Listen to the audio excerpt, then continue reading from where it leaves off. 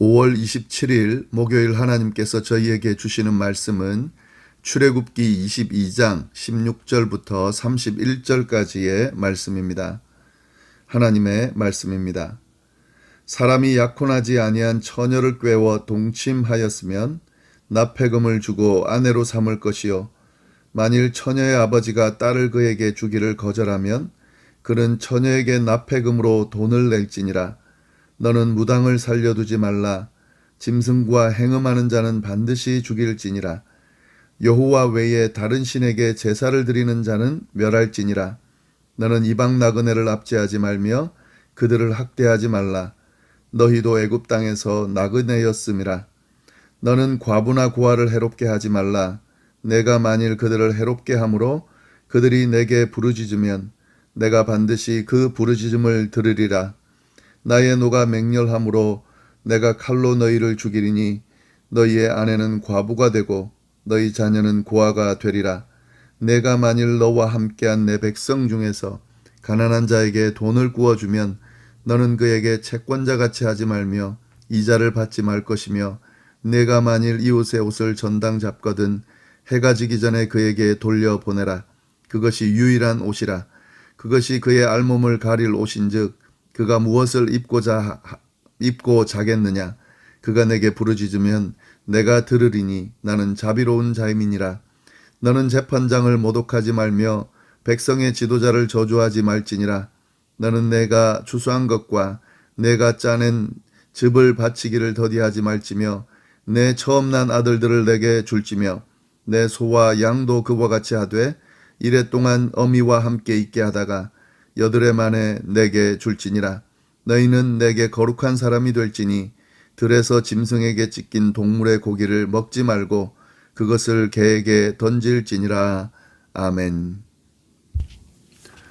이스라엘 백성들이 하나님과 언약을 맺은 백성답게 살아가도록 하기 위하여 하나님께서는 십계명을 주셨고 그리고 보다 자세하고 구체적인 법과 규례를 허락해 주셨습니다.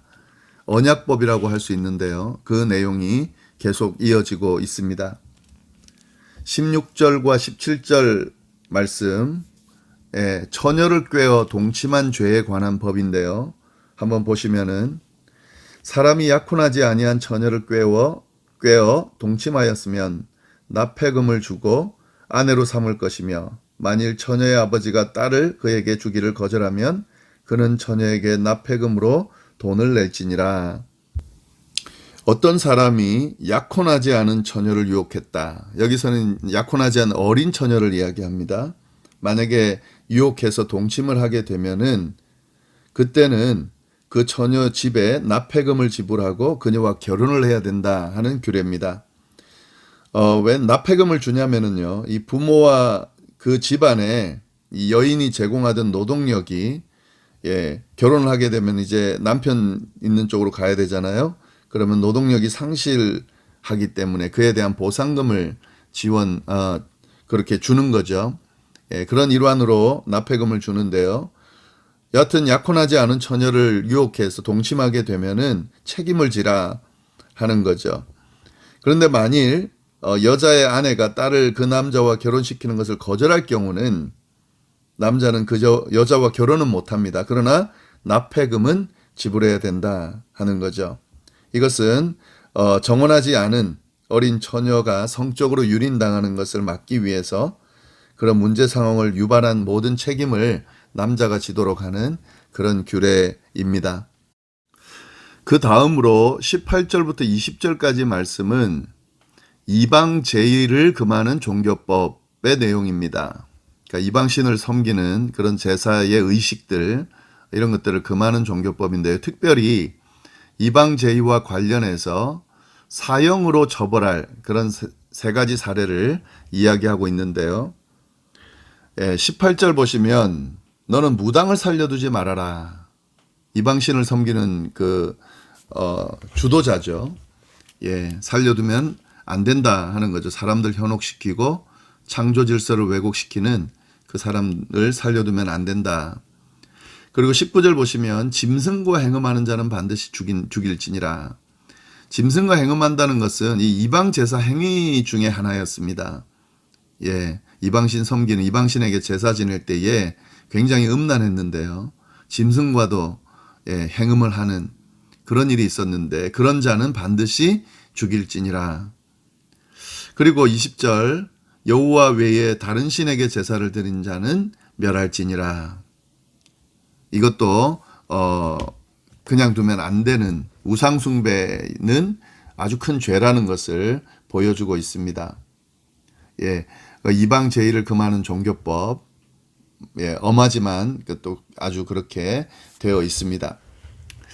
그리고 이제 21절부터 27절까지는 사회적 약자를 보호하는 법들이 쭉 나옵니다.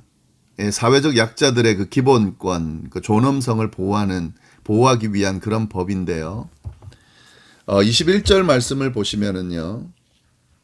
너희는 이방 나그네를 압제하지 말며 그들을 학대하지 말라. 너희도 애굽 땅에서 나그네였음이라. 너는 과부나 고아를 해롭게 하지 말라. 내가 만일 그들을 해롭게 함으로 그들이 내게 부르짖으면 내가 반드시 그 부르짖음을 들으리라. 이 사회적 약자를 대변하는 대표하는 부류들인데요. 이방 나그네, 그러니까 이스라엘에 거주하고 있는 이방 사람들이죠. 예, 그리고 과부, 고아, 지금 사회적 약자들입니다. 잘 돌봄을 받지 못하는 그런 자들인데 이런 자들을 잘 보호하라고 사회적으로 무방비 상태에 있는 그들을 특별한 관심과 돌봄으로 그렇게 대하라고 그걸 아예 법으로 이야기해 주고 있습니다. 그리고 만약에 그들이 내게 부르짖으면 그들을 막 대함으로 인해서 그 소외된 자들이 하나님 앞에 부르짖으면 내가 반드시 그 부르짖음을 듣겠다 하는 말씀이죠. 약속이죠. 24절 보시면 나의 노가 맹렬함으로 내가 칼로 너희를 죽이리니 너희의 아내는 과부가 되고 너희 자녀는 고아가 되리라. 굉장히 무서운 그런 심판인데요. 사회적 약자를 돌보지 않고 해롭게 하는 경우에 그런 경우에 이런 징벌을 주겠다 하는 거죠. 하나님의 마음, 하나님께서 법을 주신 이유가 여기에 있습니다.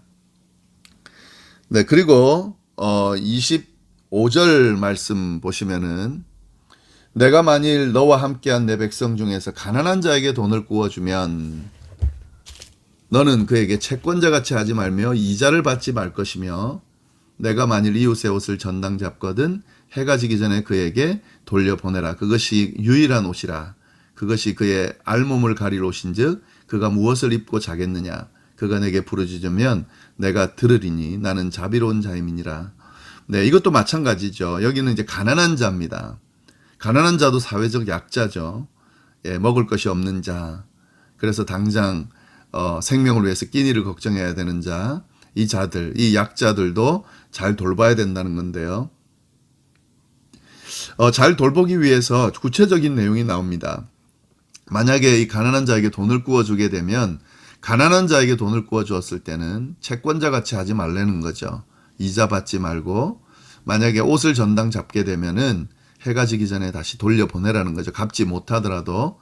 왜냐하면 그 옷이 자신의 몸을 가릴 유일한 옷이기 때문에 예, 최소한의 것을 돌려보내라 하는 거죠. 만약에 그들이 부르짖으면 똑같이 앞에 그 사회적 약자들이 부르짖을 때에 하나님께서 들으신 것처럼 또 그에 대한 심판을 하시는 것처럼 마찬가지입니다. 내가 부르짖으면 듣겠다 하는 거죠. 이러한 이유, 하나님이 이렇게 하시는 이유가 있습니다. 그게 뭐냐면 나는 자비로운 자임이니라. 27절 마지막 부분에요. 하나님의 성품 때문에 그렇습니다. 하나님의 성품이 자비로움이거든요.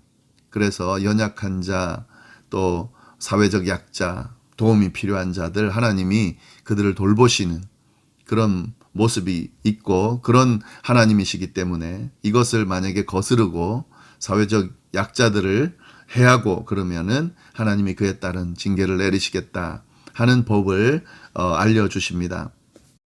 그리고 마지막 부분은 28절부터 31절 부분인데요. 이 부분은 이제 하나님과의 관계를 다루는 종교법, 종교 관련 법입니다. 예, 그 내용 좀 보면 28절에 보시면은 너는 재판장을 모독하지 말며 백성의 지도자를 저주하지 말라. 여기서 재판장은 하나님이에요. 하나님을 모독하지 말고 지도자를 저주하지 말라 하는 거죠. 하나님의 이름을 망령되이 일컫지 말라고 하는 그 10계명의 그 계명에 근거한 법규라고 볼 수 있습니다. 하나님을 모독하지 말아라. 그리고 백성의 지도자를 원망하지 말아라. 세워진 지도자가 리더십을 발휘하지 못하게 만들지 말라 하는 거죠. 이 부분도 하나님께서 엄하게 지금 경계하고 계십니다. 그리고 29절 보시면은 너는 내가 추수한 것과 내가 짜낸 즙을 바치기를 더디하지 말며 내 처음 난 아들들을 내게 줄지며 내 소와 양도 그와 같이 하되 이래 동안 어미와 함께 있게 하다가 여드레 만에 내게 줄지니라. 이것은 이제 처음 난 것을 하나님께 드리라는 규례인데 사실은 이 규례는 출애굽할 때에 그 6월절이 제정되면서 하나님이 이 법규는 먼저 이미 주셨습니다. 이 부분은 하나님이 주신 꼭 지켜야 되는 그런 법규입니다. 10번째 재앙을 모면할 때에 그때 추수한 것, 장자, 짐승의 첫 새끼는 다 하나님께 드리라 라고 명령하셨는데 이 규례를 다시 한번 언급을 하고 있는 거죠. 그 부분도 좀 보시면 좋겠고요. 그리고 31절 너희는 내게 거룩한 사람이 될지니 들에서 짐승에게 찢긴 동물의 고기를 먹지 말고 그것을 개에게 던질지니라. 거룩한 사람이 될지니 이것이 이제 법규가 세워지는 그 모든 것의 기본이 되는 거죠. 거룩하라. 하나님 앞에 거룩하고 그러니까 이게 우상숭배하지 말고 다른 신 섬기지 말라는 것이고요. 그리고 거룩함, 구별된 하나님의 백성처럼 살아라 하는 그런 법규들이 쭉 나오는 거죠. 그 법규를 다시 한번 이야기하는 겁니다. 너희는 거룩한 사람이 될지니 이 거룩한 사람이 되는 구별한 사람으로 그렇게 거룩함을 지키는 방법이 많이 있는데요. 여기는 지금 들에서 짐승에게 찢긴 동물의 고기를 먹지 말고 그것을 개에게 던지라 이 규례만 나옵니다. 여기서는 이렇게 나오는데 나중에 이 성막에 대한 그 법규를 또 주시고 성막이 다 제정되고 이스라엘 백성들이 다 정비가 된 후에 이 거룩함을 유지하라고 하는 규례가 아주 자세하게 나옵니다. 레위기에 나오죠. 그 내용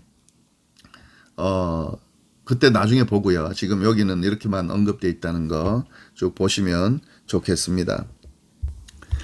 이런 법규들을 보면은 하나님의 마음, 하나님께서 이스라엘 백성들과 또 인류를 대하는 세상을 대하는 태도가 어떠신지를 우리가 잘 알 수가 있습니다. 그 마음이 어떠신지를 잘 알 수가 있습니다.